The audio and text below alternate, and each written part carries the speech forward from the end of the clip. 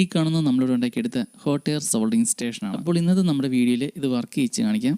അപ്പോൾ അതിനായിട്ട് ഞാനിവിടെ എടുത്തേക്കുന്നത് ഈ കാണുന്ന ഒരു LED ആണ്. അപ്പോൾ ഇതിൽ ഫുള്ള് എല്ലാം വൈറ്റ് LED ആയിരുന്നുള്ളത്. അപ്പോൾ നമ്മളിതിനകത്ത് വാമും വൈറ്റും കൂടെ മിക്സ് ചെയ്ത് ചെയ്യാൻ പോവാണ്. ഇതിലിപ്പോൾ നമുക്ക് നേരിട്ട് LED ഹോട്ട് എയർ അടിച്ചിട്ടുണ്ടെങ്കിൽ LED കരിഞ്ഞു പോകും. അതുകൊണ്ട് അഡ്വൈസ് നിന്നാണ് ഹോട്ട് എയർ കൊടുക്കുന്നത്. അപ്പോൾ ഇങ്ങനെയുള്ള SMD ടൈപ്പ് കമ്പോണൻസ് ഉള്ള ബോർഡുകളിലെ IC ചിപ്പുകളും കമ്പോണൻസ് ഒക്കെ റിമൂവ് ചെയ്യാനും റീഫിക്സ് ചെയ്യാനും ഹോട്ട് എയർ സോൾഡിംഗ് സ്റ്റേഷൻ വേണം.